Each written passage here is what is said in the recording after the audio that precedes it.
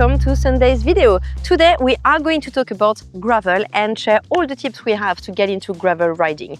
And because you know, I'm no gravel expert, I'm a roadie at heart, I've brought my friend today with me, Duncan Covey. You might know him as the guy who cycled around the world. You know those day one of riding my bike around the world, day 322 of riding my bike around the world. That's him. I'm going to put his Instagram just on the screen so you can see what I'm talking about. All right, so Duncan, let's get into gravel riding. What are my options? How am I going to decide what bike I'm going for? When you're going to start gravel riding, you have two main options. You're either going to be going on big adventures where you have bigger tyres and more mounting points on your bike, or you're racing your mates in the park or around Tracker and those sorts of events in Europe where it's a little bit more like a road bike but with bigger tyres. Okay, so you basically choose between the speed off-road or a bit of like slower but for long adventure and have lots of bikes potentially with you. Perfect. Perfect. Is the sizing for the bikes the same than for the road? It's pretty similar, but it's not always the same. A bike with bigger tyres tends to be a little bit bigger, so it's definitely worth trying one first before you get on it to make sure you get the right size frame. So typically, if you're looking at canyon bikes, your choice is between the Grail and the Grizzle. We are not going to go too much in depth in this video because we've got plenty of videos on the channel that already talk about the Grail, talk about the Grizzle and compare both bikes together. So we're going to put all the links of those past videos in the description below and you can find out a little bit more. Okay, let's get straight into the maintenance of the bikes because I think this is where we're going to have the most of things to talk about. If you could give me 3 tips to look after my gravel bike better, and bear in mind, I'm no mechanic, 3 tips that everyone could do to look after the gravel bike, what would they be? It's important to keep the moving parts of your bike clean. Your bike will get dirty when you ride it off-road. I don't mind if there's mud on your frame. If it gets dusty from summer days out, that's absolutely fine. But if you have grit and mud and lots of water as well on your bike, it's going to make it hard work to maintain. I know that Duncan is thinking right now about the state he's seen my bikes on. I'm specialist of going for like a big gnarly gravel ride and then it's muddy and then it's raining and then I'll clean it tomorrow and tomorrow becomes the day after tomorrow and then the day after tomorrow. This was a new t-shirt this morning and when you told me I was going to do this I had to clean your bike and service your bike so we could film this video. Sorry. Very important to keep your bike clean because when you ride gravel and it gets dirty, it wears your components out much faster than it would on the road. Okay. So maintenance is even more important. How do I clean it? Do I clean it the same than my road bike? Is it the same principle that I degrease my cassette? I protect my disc? Like what do I do? The principle is very similar. A gravel bike is much like a road bike, but with bigger tyres on it. When you're cleaning, you don't want to get oils to splash across onto your brakes. Yeah. You have the same problem. The key thing is just to keep it clean. And I think sometimes we imagine a bit like the disaster of the mud and this and that, but to be honest, I live in a very small flat in London and cleaning for me is annoying. Like I don't want to put in my shower my bike like covered in mud and grit, but if you just go to a car wash place before, just like rinse everything and then you can degrease everything in your house. Just need to be careful if you're using car washes, if they're really high powered. Yeah. Just avoid anywhere where there are bearings, between your pedals, in your wheels, in your headset, because if you blast them too hard, there'll be no grease left, damage the bike. And the bike will start to sound pretty unhappy. Okay, that's a really good tip actually, because we all think that car wash, I always see after Tracker everyone running to the car wash to do their bike. It's because it looks good on video, isn't it? But it's not the best thing to do. You could do better. Perhaps it's better than nothing if you're careful. Yeah. I used a lot of car washes when I was away, but only if you're careful. I think that's going to transition beautifully to our next point on maintenance. So obviously you wash your bike, you degrease the cassette, and the next thing to do urgently is to dry all the metal and then to apply some lube or wax or to make sure it doesn't start to rust. I actually have a question. I wax my chain for my road bike. I wax your chain for your road bike. Let's just roll that back. I'm getting my chain waxed on my road bike and I do the same on the gravel, but I have been on some rides like Tracker, for example, when it was like pouring down with rain, where actually mid-ride I just had to stop to put some lube on because all the wax was gone. So when do you recommend waxing your chain versus like using lube on a gravel bike? I think you can do both. There are still the benefits of keeping the chain clean if you use wax because there's even more dirt that could stick to your chain. Yeah. But only if you're in good conditions, if it's dry and you're not having to clean the bike loads. Okay. If it's really wet, really muddy, English gravel, or it's raining lots, you have to clean the bike lots, you'd probably be better with lube so that you can keep it clean, keep it lubed as you ride. That's helpful. All right, I think the third thing we want to speak about is probably the tubeless situation. Is that correct? Yeah. Okay, so what can you tell us about tubeless? Should every gravel bike be set up tubeless at all times? I'm very nervous at putting my opinion on the internet. Everyone has an opinion with tubeless, but I'm going to add another. It's perfect, they're all going to get in the comment to share theirs, so Everyone let's go. can That's tell me good what they, engagement for the you video. can tell me what you think about my tubeless thoughts. On a gravel bike, I think it's a wonderful thing. You're more likely to get punctures from thorns, the kind of hedge trimmings we get in the UK, onto the paths anywhere in the world when you're riding off-road.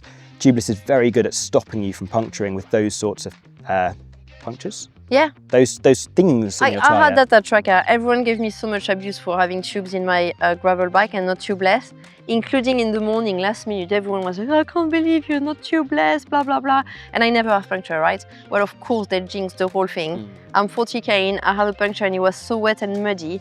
I had to take that thorn like off with my teeth because it was raining so bad. My nails were completely like soggy and wet, like, you know, when they're all soft. And, oh, it was just disgusting. But I still have tubes on my gravel bike though. You do.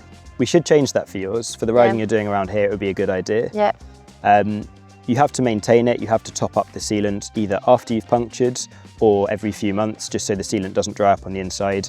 But it also lets you run lower pressures without the risk of pinch puncturing, which means you have even more grip, rolls more efficiently. It's just win after win. Let's set you up tubeless when we get back. Yeah, probably that could be for next video, how to set up tubeless. Yeah, let's do it. Is that interesting? Let us know in the comments if you want us to film it. But yeah, I think we should. On my road bike, I absolutely don't want to. I'm really passionate about having inner tubes on my road bike. But again, I'm someone who doesn't have like that many punctures often. I should really not say that because guess what? On my next ride, I'm going to pay for this. But I just like having like inner tube on my road bike. But on gravel, let's do it. Let's change it. I'll follow your tips. We'll do it when we get back. I think that it's a good idea on the gravel, perhaps less so on the road bike. There's so much air in a gravel tyre that even if you lose a little bit before it seals, you can keep riding. Okay, cool. Not the case on road. A little bit of air lost on the road means you then have a flat tyre anyway. Okay, well, so far it all sounds pretty easy. Anything else about maintenance and tips on the gravel bikes? My last one would just be that while you're out riding, you can carry the same tools. Take the same toolkit with you, but make sure you have the right inner tubes for your gravel bike. If you take your road bike toolkit with skinny inner tubes in for a backup, if you get a puncture, you'll be in trouble. I haven't checked your bike. I should have done before we came. I think there's no puncture repair on it as well. You have yours at the bottom. Yeah, do I? It's a good kit on there. Perfect. I'm such a passenger princess, isn't it? I didn't actually bring a toolkit with me today, so I did. That's why I checked yours. We're in London. We can take a Uber if things come to shit. We can run back. Yeah, exactly. Okay, cool. Well, I think we're gonna move to the next part of the video. We're gonna talk a little bit about road planning. So one of the reasons why gravel is so amazing is you can get off-road, have no cars, get lost into like, I don't know, whichever. Like right now, for example, we are in the heart of London, in Richmond Park. And I mean, look at this. We could have a really nice picnic, read a book, have a cocktail, like, you know, it's just pretty special. Even if you live in the UK, like you go out to Surrey or to the New Forest, I've got lots of gravel video coming when I'm going to show you some of my favorite rides in the UK. But when you think you know a place, you ride it again on a gravel bike and oh my God, like you just discover a whole new world. It's incredible. Riding a gravel bike for the first time feels like when you get on a bike for the first time as a child. That's so true. And it's so exciting. Yes. You forget about all the pressure you might feel on a road bike of trying to go fast and you just enjoy yourself. It's really special. I think everyone should try it. I agree. And just you hear the sound of nature, like, okay, I love the sound of my free hub on my road bike. Everyone loves that. I love fresh tarmac, but I have to say, you know, we hit the park and the first thing we do is hearing this, you know, like the... How's it go? You know what I mean? It's a good sound. Let's just turn the sound on with some B-roll of like the sound of the gravel, but it's just, I think it gives a lot of headspace, such a cool sound. I think it does. It's amazing how in Richmond Park even, the gravel lap is so different to the road lap. You feel like you're in a different place. 100%. It's amazing. However, planning gravel routes is actually much harder than road routes. I use Komoot all the time to plan all my routes, as I've mentioned in all my videos. And my favorite feature is that you can have an earth view of the road and what you're doing. On gravel, you don't. This option is like not available anymore. So you need to trust the process to make them happen. The other thing is that gravel is the slave of nature. Can I say it this way? I think that might be a mistranslation. But do you know what I'm trying to say? No. Okay, I'm going to That's why I develop. think it might be a mistranslation. So, a bridal wear that today is really nice and clear and lovely, in 3 months might be covered with, how do you call that stinging green thing? Stinging nettles. Stinging nettles, Yeah. and become like very unpleasant. You might have a storm and a path that was like super nice and lovely and clear is just covered with like logs and shit and you just like can't access anymore. Or you're along the river and then it gets flooded and you've got kind of no way of checking. So you need to be in the mood for an adventure, really. I have some great rides, great routes that I love to do, but there are some that I only do in the summer. You can't ride them in the winter, and it's really important to know that before you plan your routes, so that you know you can spend as much time riding and as little time walking as possible. Yeah, as little time walking as possible. As seen in my bikepacking video in Wales, I did lots of walking there. I don't mind going for a walk, but if I'm going to go for a walk, I probably wouldn't carry my bike with me. So. Yeah, absolutely, that's fair enough.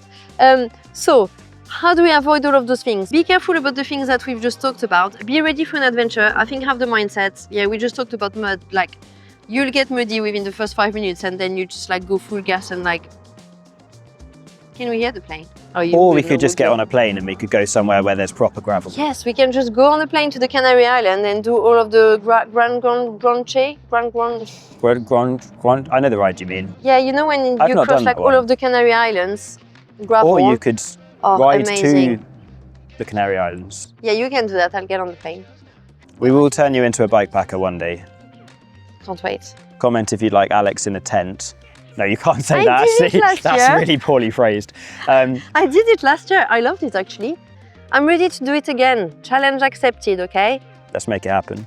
If you can't commute, it's very important that you choose, I might be patronizing here, but I've made that mistake quite a few times when I plan road rides and then gravel rides and I alternate. Sometimes I forget to change the sport that I'm doing, but that's essential. So make sure you pick the right sport, and then Komoot is really pretty good at building a route for you. However, there are lots of mountain bike trails hidden on Komoot, and this is how you recognize them.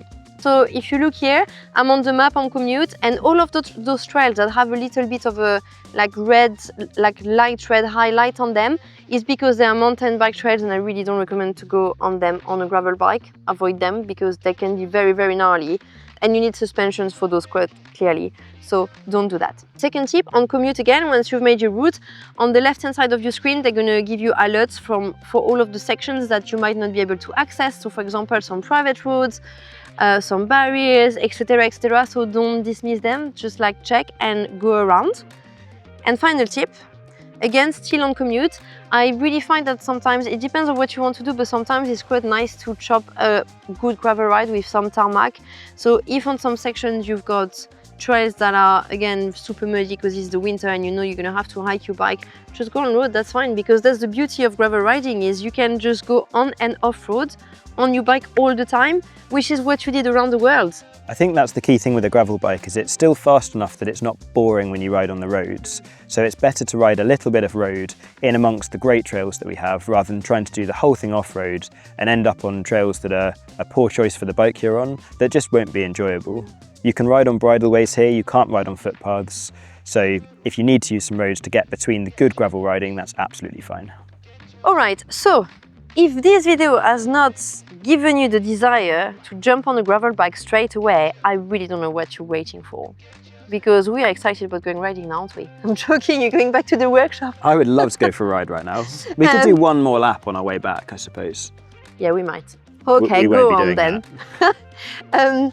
So we're gonna do one more lap on our way back for a little bit of fun. But anyway, summer is here. So is the best time to gravel, in my opinion. So there's going to be a lot more of those videos. I'm going to do a London to Brighton off-road very soon, and the beauty of it is the ride starts from Moloko Riverside. And if there's any places in the UK or in your country or everywhere where you recommend gravel riding, please let us know in the comments. Everyone's going to say Girona, because I'd be super curious to hear. Thank you so much for watching. Hope you enjoyed this video, and catch you next Sunday. Flowing and I'm sipping slow, wishing it was this easy to press rewind. I'm what you know.